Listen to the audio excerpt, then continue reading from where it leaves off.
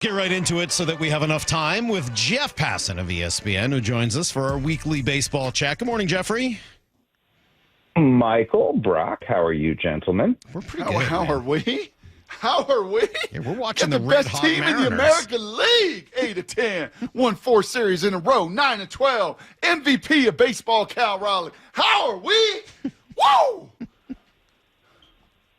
I don't even know why I'm here. I don't know where that came from. I don't know where that came from either. Let's make sure that doesn't happen again, though. Okay, Don't embarrass us in front of Jeff. Sorry, Jeffrey. Let's start with Cal, since Brock mentioned MVP of the league. What are we seeing with Cal? A hot streak or a legitimate another jump in who he is as a player? I don't know that the two are mutually exclusive. Mm-hmm. I think it could be a little bit of both. What we're seeing, though, is the guy who the Mariners gave $100 million guaranteed to. And what Cal Raleigh has always done well is two things: hit home runs and be a leader.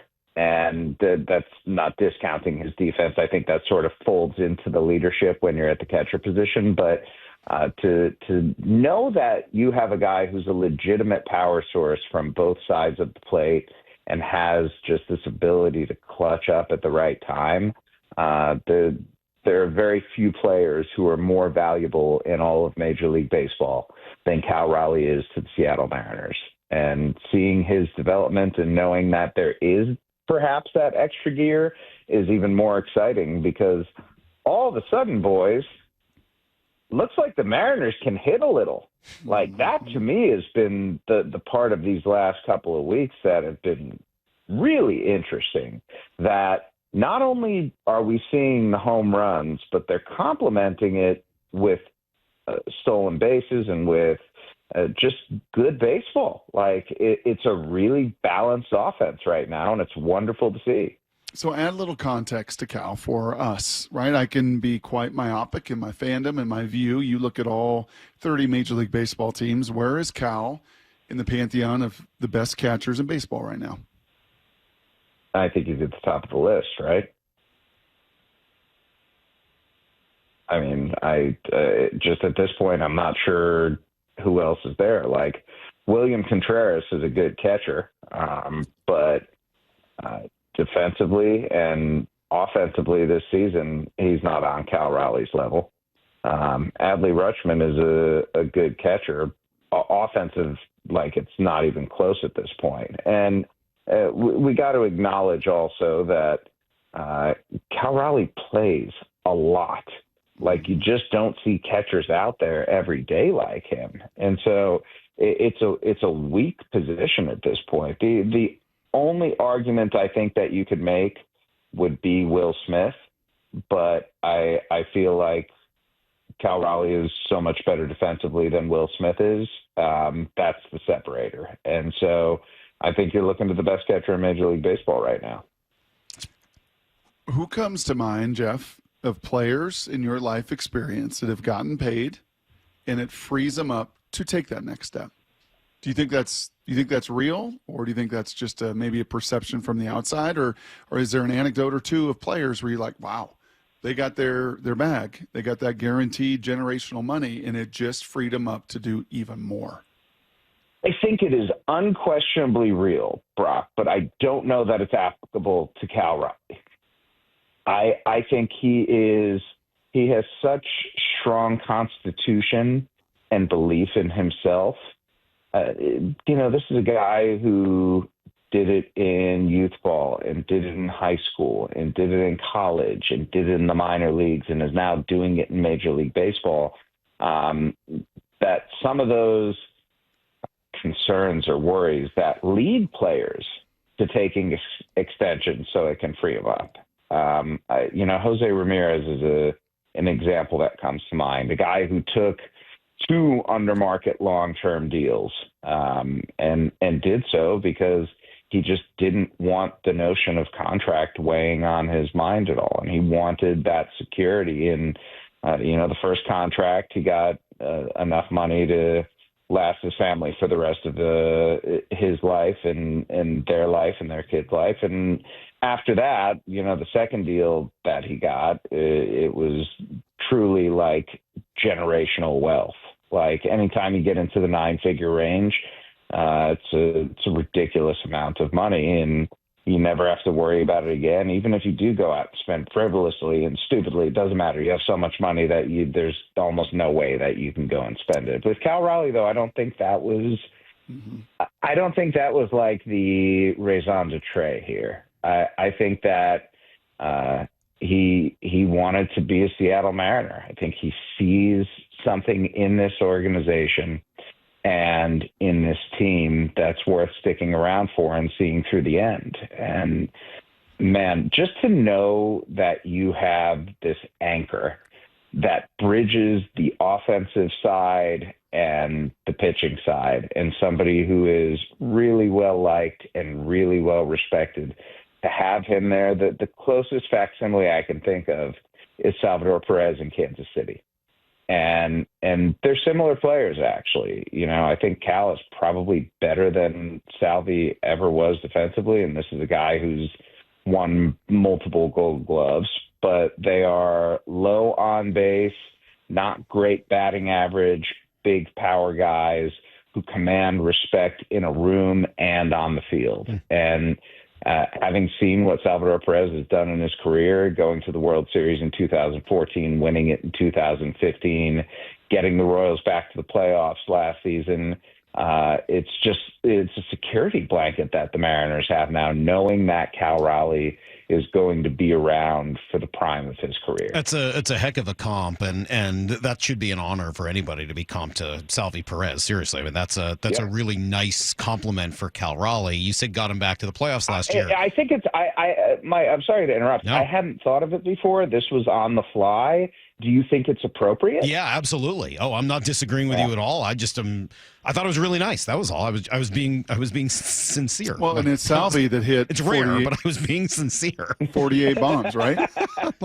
Well, it was. I was also going to use it as a little bit of a transition because while he was a big part of them getting back to the playoffs last year, I think we would all say Bobby Witt Jr. was an even bigger part. He's the real big star on that team, and while Cal is kind of turning into a Salvi Perez-like figure, the Julio Bobby Witt Jr. thing is maybe not looking as positive for the Mariners. Where are we at right now with another slow start from Julio? I'm just wondering when we're going to see the real Julio, or maybe better put, are we seeing? Well, that's the question Julio? We're getting from fans. Like I'm getting that text a lot. Hey, Mike, stop talking about the real Julio. This is the real Julio. What do you think? Yeah. I don't think this is the real Julio, but I'm not sure at this point that we're going to see Bobby Witt level performance either. It's there, like we see flashes of it, but I think what we've learned through Julio Rodriguez is that the hardest thing to do in Major League Baseball is be consistently great. Flashes of greatness are wonderful, and they will win you games, and that matters, guys. Like that's a real thing and a real differentiator when you have just the physical capabilities of taking over a game and carrying a team on your back for a game here, a game there. What Bobby Witt Jr. does, though, is he carries the team every damn day. Like he really does. It's marvelous to see. And I don't know how Julio finds that consistency. It's been too much of this for too long to ignore. And yet I don't think that it's an impediment like it has been in past years. I don't know that the Mariners need Julio Rodriguez long term to be a Hall of Fame caliber player in order to win. It would facilitate that winning a lot more easily, but I don't know that it's a necessity. I think that there's enough here right now. A season ago, we said, as Julio goes, the Mariners goes. Yeah. Maybe that's not the case, and maybe that's somewhat healthy for both the organization and maybe even for Julio in the years to come, is it not? Yeah, he's just going to keep pressing, though, because in his mind, he should be the star, right? Like, all the questions that we're asking both rhetorically and questions to be answered, he's asking himself too. And he's beating himself up more about this than any of us ever could. And I'm not saying that to, give him a pass on it. No, sorry, it's almost May. You shouldn't be hitting under 200. You can't have a slugging percentage below 450, let alone below 400 right now. You're too talented for that. And I look at some of the numbers, like I look at his expected weighted on base, and it's 50 points higher than his weighted on base right now. And so that portends well, that suggests that the batted ball data is still decent, but at some point, we got to see it. And at some point, he's got to figure it out, or at that point, if he's just going to be a good defensive center fielder who occasionally comes through for you, that's a lot of money to spend on that. But I still look at the Julio contract, and I'm not like that was an egregious mistake for the Mariners. I think at the time, from what we saw, it was absolutely warranted. And I am not by any means giving up on Julio Rodriguez becoming that perennial all-star. It's just at this point, need to see more. It's funny. You could almost make the case that if Julio and Cal switch contracts, you would feel maybe a little bit better about the way the team was built. I don't know whether I fully agree, though. I think if Julio isn't a great player, it's going to be really hard for this team to really compete. That doesn't mean they can't make the playoffs. Obviously, Why? In the last, I think that he's still the most. I don't think they have enough talent without him to be a real legitimate World Series competitor. He's the thing that gets them to that point. We talk about the rotation. I disagree. I think. Yeah, I was just going to say. I think the pitching is the thing that gets them to that point. Here's the problem I'm having, and we went through this a little bit last week. The pitching is probably not as good as it looks as soon as you get away from T-Mobile Park. Their ERA jumps by a run. All their numbers get a whole lot worse, just like all the batting numbers get a whole lot better. I think that the offense probably a little better than we think. I think the pitching's probably not quite as great as we think. But regardless, without Julio without a guy like Julio, even just to pair with Cal Raleigh, it's really hard for me to see how you get to the top. I think you get there because have you seen the American League, Mike? Yeah, it's not great. That's for sure. Clearly it's not great. Yeah, that's the thing. You have to, if the Mariners are in the National League right now, they're not as good as the Mets. They're not as good as the Phillies. They're probably not as good as the Cubs. I'd say they're sort of on par with the Brewers. They're not as good as the Padres. They're not as good as the Dodgers. They're not as good as the Diamondbacks.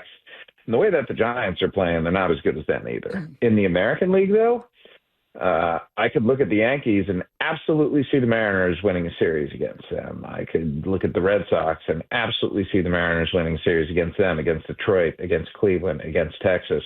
I think they are – you can make the argument that the Mariners right now could be the best team in the American League, which is wild considering where we are a couple weeks ago.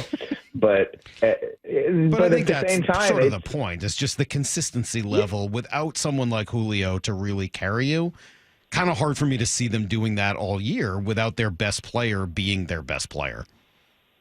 Yes, and as great as Dylan Moore has been, I don't expect him to slug 600 this year. But I look at other players offensively. I think there's more still there with Randy Arozarena. I think that we've seen what Jorge Polanco can be when he's healthy. To me, it's less getting Julio to where he can be, which would be really nice, and more about those guys who are not playing well right now doing something. Mm-hmm. So if we are trying to narrow this down, and it's really difficult to do, and Jeffrey, I'm prisoner to life experience. I'm prisoner to my other sport where, quarterbacking is so much about your ability to process. I'm prisoner from going from a really smart Matt Hasselbeck and John Kidna and Trent Dilfer to seeing this supercomputer of processing, maybe the greatest to ever do it in the game, and Peyton Manning, and being mesmerized at his ability to take all this information and see it in real time and process it, because he didn't have like the greatest physical tools. Julio's got the physical tools. If he's getting drafted Thursday night in Green Bay, there's not many in his sport that are 6'4", 230, glide, run, power, strength, all of it. It's all off the chart. It's waterfront location in real estate. So then you ask, okay, what is it? What is it in that box that leads to these great inconsistencies, these massive mountaintops, and then these pretty darn low valleys? Like, if you were to try to pinpoint what it is in the batter's box, what would Jeffrey Passan say it is? If I could answer that question, Brock, I would be a rich man. and I say that because there are some things that I just don't know because of lack of information. Like when I'm doing an analysis on a player, I try to combine, okay, what are the numbers telling me? And then to understand, okay, what's the process in order to get that? How are you going about things? And I think Julio Rodriguez over the last couple of years has been victimized by constantly changing processes, because when you're not performing the way that you want to, what do? You change things, right? And when that doesn't work, you change it, and then you keep changing it. And so I think it's just a matter of him getting on a heater at some point and trying to replicate what he's done. And easy to say, really difficult to do. So I wish I could tell you this is what his problem is and this is how to fix it. I don't know the answer to that, though. So I say processing, and that's just a gross opinion of mine. I hear tinkering. That might be the more tangible, rather than, hey, eliminate the processing, because that brings so many other factors that you just don't know. But the tinkering, and we've seen the tinkering, right? We've seen it in his stance, we've seen it in his swing, we've seen it in his hands, we've seen it and kind of heard through the process. We've seen that tinkering. Do the other great stars in the game, you mentioned Bobby, what Salk did earlier, do the other great stars in the game tinker? All the freaking time. All the time. So, again, it just makes it a maddening circle to try to figure it out. Yeah, because baseball is a game of failure. And when you start failing, you either learn from those failures and improve, or you're Sideshow Bob who just keeps stepping on rakes. And the last couple of years have felt like a big old rake fest for Julio, and not in the good baseball way. I will say this, though, and I think that this is very promising. One of the big questions we had about Julio as he was, taking his early star turn is, how is his plate discipline going to age? Is he going to be the guy who's just always a free swinger and, is never getting on base via walk? Or is he going to be someone who can learn to take pitches and lay off the bad stuff and hunt the good stuff? It's only 100 plate appearances into the season, guys. So small enough sample where I'm not going to say that this has changed. But Julio's career walk rate going into this year, I believe, was 6.7 or 6.8%. This year it's 12. So even amid the frustrations with the bat right now, he is doing things that are helping the Mariners win. He is scoring a lot of runs. And I think that, when you have a guy at the top of the lineup, he's doing part of his job right now. It's not everything that we want. It's not everything that we expect. There are failures in there that can be very frustrating. But at least we have seen improvement in that area. And if the bat comes around and Julio's still walking at 12%, that's an MVP candidate right there. Did you happen to I don't know whether you ever watch games on Apple TV, but they had just an amazing Julio stat on Friday night that in the his first 3 years of WAR for a center fielder, he's third all time behind Mike Trout and Joe DiMaggio. Number 4 was Junior. That that says everything you need to know about Right. war. I mean, like, even when he's about war or about Julio. About war.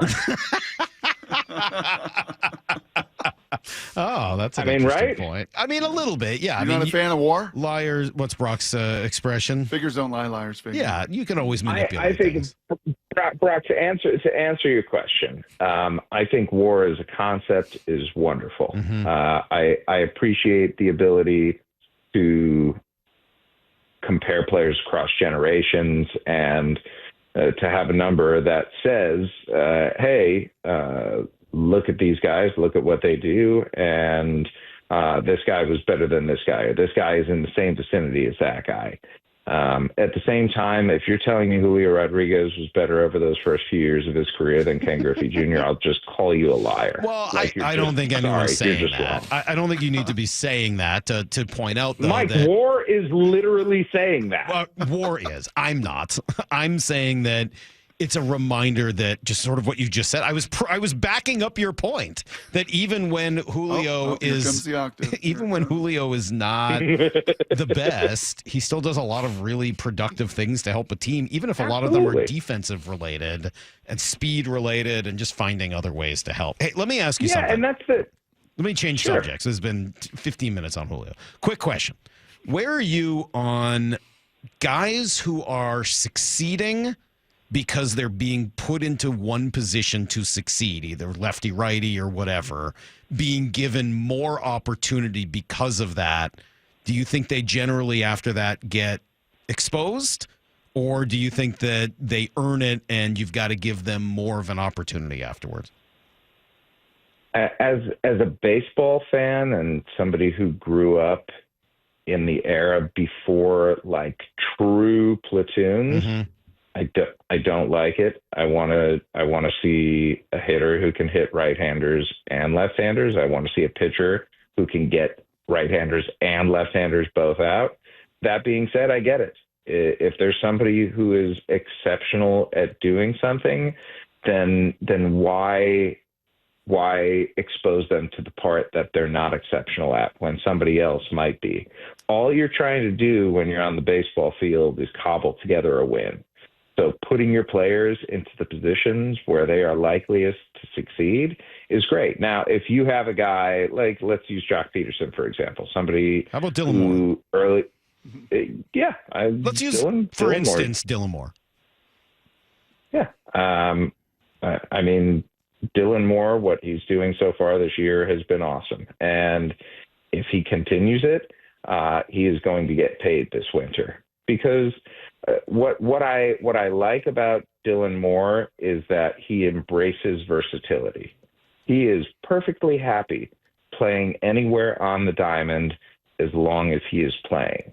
And for a team like the Mariners that do embrace the platoon efforts quite often, you need somebody like Dylan Moore. Like he's almost so valuable that he takes the position of multiple guys, right? That you can put Dylan Moore in at second and at short and at third and in the outfield, and he's going to be capable there. He's not going to win a Gold Glove by any means, but he's going to be solid enough wherever you put him. And the way that they have deployed him offensively this year, I think it's just really smart. And let's look at the other organizations, guys. Let's look at the most successful organizations in baseball. The Dodgers, they absolutely do this. Do it regularly and get guys to buy in. The Rays, another team that does this regularly and gets guys to buy in. And I understand that Dylan Moore is perfectly okay against right-handed pitching, but if there's the left-handed pitcher on the mound, Dylan Moore should be in the lineup and should be high in the lineup. Yeah, this was more of a debate about your friend John Morosi saying he should be hitting leadoff no matter what. We were pointing out that there was there was an 1,100 point OPS difference between his stats against righties and lefties this year. Well, we really do appreciate you guys watching our videos. And remember, you can like it, you can subscribe it, you can download the Seattle Sports app so you never miss a minute.